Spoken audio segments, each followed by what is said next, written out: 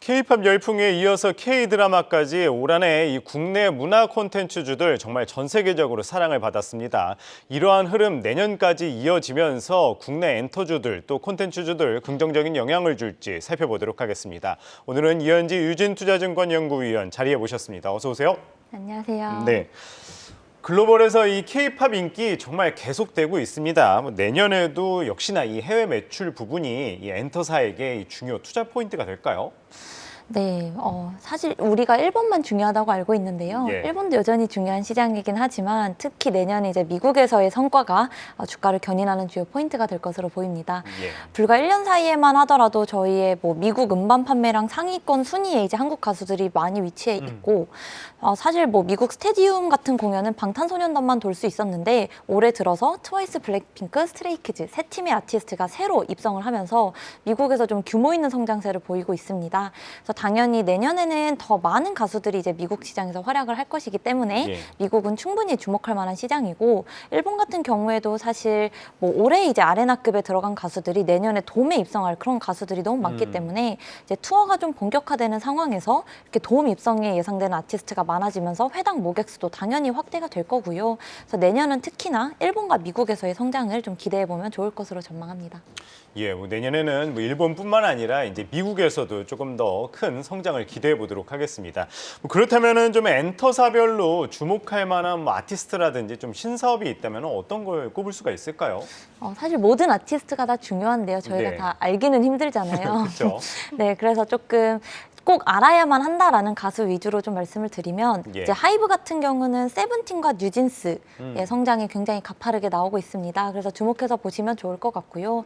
SM은 NCT 드림이라는 그룹이 있는데 최근에 이제 내년 2월에 처음으로 일본에서 앨범을 발매하면서 본격적으로 해외 진출을 알렸습니다. 그렇기 때문에 좀 주목해 볼 만하고요. JYP는 아무래도 스트레이키즈 많이 아시는 그 보이그룹이 미국과 그 이외의 지역에서 얼마나 더 크게 성장을 할지 조금 기대해 볼 만하고요.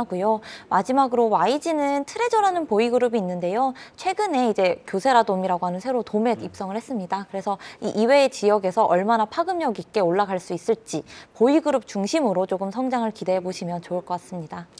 네, 말씀을 해주셔도 잘은 모르겠네요.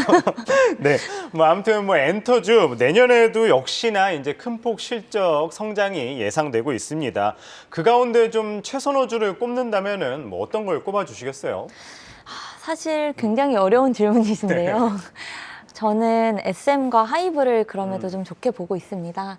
우선 본업에서의 성장이 가장 크게 나오고 앞으로 이제 컨센서스가 지금 나온 숫자 대비 더 상향이 될 만한 실적이 상향이 될 만한 회사들이기 때문이고요. 특히나 본업 같은 경우도 계속 성장이 나오는 상황에서 이제 하이브 같은 경우는 위버스라고 하는 플랫폼 매출이 구독이 시작이 되면서 지금과는 다른 매출 성장이 기대가 됩니다. 그래서 이 두 회사 중심으로 조금 내년은 좀 주가를 견인하는 그런 모습을 보이지 않을까 기대합니다. 예, 결국에는 이제 한번 지켜봐야 될 것 같습니다. 그럼 이어서 좀 콘텐츠 업계도 한번 살펴보도록 하겠습니다. 역시 이 콘텐츠 업계도 글로벌에서 상당히 인기가 있습니다. OTT 시장 경쟁 심화 속에 수혜를 조금 더 받을 수 있을까요? 어떻게 바라보십니까? 사실 콘텐츠도 중요한 게 미국 시장입니다. 예. 이미 아시겠지만 CJ E&M 콘텐츠리 중앙 같은 회사들은 미국 제작사를 인수해서 간접 진출했고요. 예. 스튜디오 드래곤은 이제 내년 상반기 미국에서 실제로 드라마가 방영이 될 예정입니다. 예. 그래서 여전히 미국 중심의 성장은 이어지는 상황에서 당연히 이 시장에서의 성과가 가시화되면서 대형주들은 내년 하반기부터 좀 미국에서의 성과가 본격적으로 보일 것 같고 당연히 이렇게 OTT 플랫폼들의 경쟁이 심화되면 대형주뿐 아니라 중소형사들도 그만한 좀 실적 성장이 같이 기대됩니다.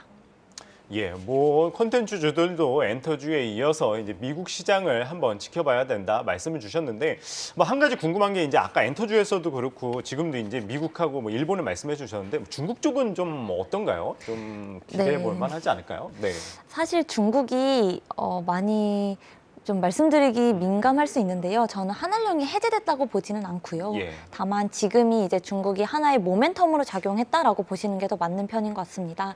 그래서 콘텐츠주들 자체가 예. 이제 지금부터 1월, 그러니까 연말 연초에 보통 많이 이제 반등이 나오는데 예. 여기에서 중국이라는 모멘텀이 한번 붙으면서 지금보다는 더 갈 수 있다의 측면으로 보시는 게 좀 더 합리적일 것 같고요. 아예 중국에 대한 기대감을 가지고 있되 시장이 열렸다라고 보시기는 조금 좀 더 보수적으로 보셔야 할 것 같습니다. 뭐 콘텐츠주들은 그렇고 엔터주 쪽은요?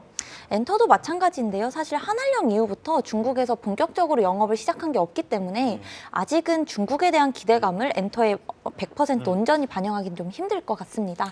다만 중국이 열린다는 기대감은 그래도 내년도 계속 반영이 될 거기 때문에 중국이라는 시장은 관심은 가지시되 너무 낙관해서 보시면 조금 힘들지 않을까 싶습니다. 예, 알겠습니다. 뭐 아까 엔터주 같은 경우에는 이제 하이브와 SM을 꼽으셨는데 뭐 콘텐츠주들에 대해서도 한번 여쭤볼게요. 뭐 지금 좀 대응하기 괜찮은지, 만약에 괜찮다면은 최선호주 어디를 꼽으시는지요? 사실 콘텐츠주는 말씀드린 것처럼 지금이 딱 매매하기에 가장 모든 모멘텀이 몰려있는 시기입니다. 그래서 예. 대형주 같은 경우는 뭐 중국 모멘텀으로 단기 반등을 하긴 했지만 이런 게 조금 조정이 된다면 스튜디오 드래곤은 지금부터 장기로 가져가기에도 너무 괜찮은 종목이고요. 예. 특히나 중소형사 같은 경우에는 뭐 에이스토리, 사마네트워크스, 키이스트 이런 중소형사들 좀 라인업이 공개가 되고 대작들이 많은 회사들 중심으로 보시면은 좋을 것 같습니다. 예, 뭐 엔터주에서는 하이브와 SM 또 콘텐츠주 중에서는 스튜디오 드래곤 관심 있게 지켜본다 말씀하셨습니다. 오늘은 이 엔터주와 콘텐츠주에 대해서 살펴봤습니다. 이현지 유진투자증권 연구위원 이야기 들어봤습니다. 말씀 고맙습니다.